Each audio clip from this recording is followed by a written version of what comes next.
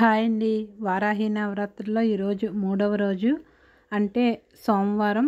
ఈరోజు అమ్మవారికి శనగలు నైవేద్యంగా పెడదామని నానబెట్టుకున్నాను. ఇంక ఉదయాన్నే ఇంటి పని అంతా చేసేసుకుని పూజా సామానం అన్నీ కడిగేసుకున్న తర్వాత మా కిట్టికి కూడా మేత వేసేసి ఇంకా పూజ అయితే మొదలు పెట్టుకుంటున్నాను. మనం పూజ చేసుకున్నప్పుడు ఏ పూజ అయినా ఇంట్లో పని చేసుకుని ముందు కొంతమంది ఇంట్లో పని అంతా అయిపోయిన తర్వాత పూజ దగ్గరికి వెళ్తారు. కొంతమంది ఉదయాన్నే పూజ చేసేసుకున్న తర్వాత ఇంటి పనులు చేసుకుంటారు.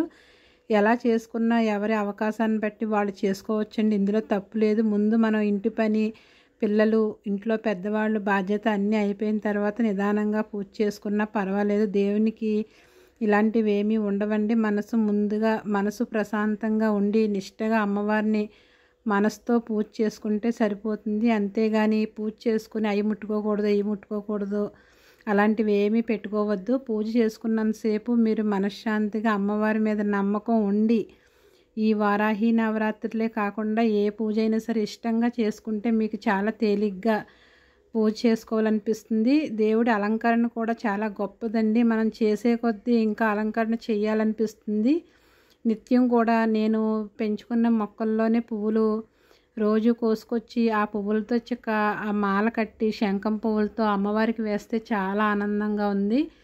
అలాగే ఇంకా బంతి పువ్వులు ఉంటే బంతి పువ్వులు అమ్మవారి పీఠం చుట్టూరు పెట్టి డెకరేషన్ అయితే చేసుకున్నాను. ఈరోజు అమ్మవారికి నిమ్మకాయలు కూడా పెట్టుకున్నాను.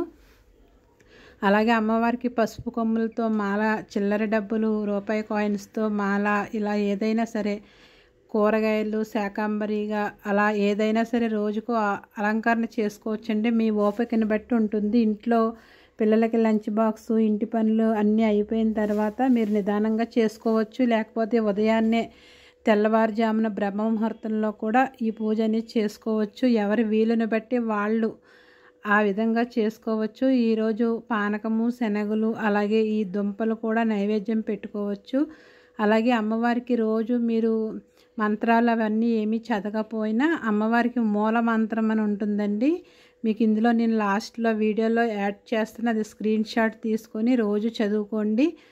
అది చదువుకుంటే చాలా మంచిదంట. ప్రతి ఒక్కరూ కానీ 11 సార్లు కానీ 21 సారి కానీ రోజు పఠిస్తే కనుక మీరు ఏదైనా సంకల్పం చేసుకొని కోరిక జరుగుతుందంటండి కంపల్సరీగా. నేను మీకు అది కూడా యాడ్ చేస్తాను. ఇందులో చదువుకోండి కంపల్సరీగా. పూజ అయిపోయిన తర్వాత అయినా సరే, సాయంత్రం అయినా సరే. ఈ వారాహి అమ్మవారికి సాయంత్రం పూజ అంటే చాలా ఇష్టం. దీన్ని గుప్త నవరాత్రులు అని కూడా అంటారు. కాబట్టి మనకి కాశీలో ఈ అమ్మవారికి, వారాహి అమ్మవారిని సాయంత్రం మాటలు గ్రామ సంచారం చేసి ఆ గ్రామంలో అమ్మవారు తిరుగుతూ ఉంటారంటండి ఈ వారాహీదేవి. అలాగే ఇక్కడ ఆకివీడులో శివాలయంలో గుంపోళ్ళు వీధి శివాలయం అంటారు మాకు. అక్కడ ఆ శివాలయంలో వారాహి నవరాత్రులు అయితే చేస్తున్నారు. ఇది 2వ సంవత్సరం అంటండి. ఇక్కడ అమ్మవారికి ఉదయాన్నే అభిషేకము, అలాగే అమ్మవారి మూల మంత్రము అవన్నీ పూజలు అయితే జరుగుతున్నాయి. కంపల్సరీగా అవకాశం ఉన్న వాళ్ళు ఈ వారాహి విగ్రహాన్ని, అలాగే వారాహి అమ్మవారిని దర్శనం చేసుకోండి. ఇది ఆకివీడులో శివాలయము. చాలా బాగుంటుంది. ఇక్కడ మనకి శివలింగాలు కూడా అన్నీ ఇక్కడే ఉంటాయి. మనమే స్వయంగా అభిషేకం అది చేసుకోవచ్చు. ఆకివీడులో మనకు మొత్తం 5 శివాలయాలు ఉన్నాయి. మాదివాడ, అలాగే బ్రాహ్మణ వీధిలో ఒకటి, ఇక్కడ మనకి కూరగాయల మార్కెట్కి వెళ్ళే దారిలో ఒకటి ఉందండి, గుంపోళ్ళు వీధి ఎస్టర్నింగ్ దగ్గర.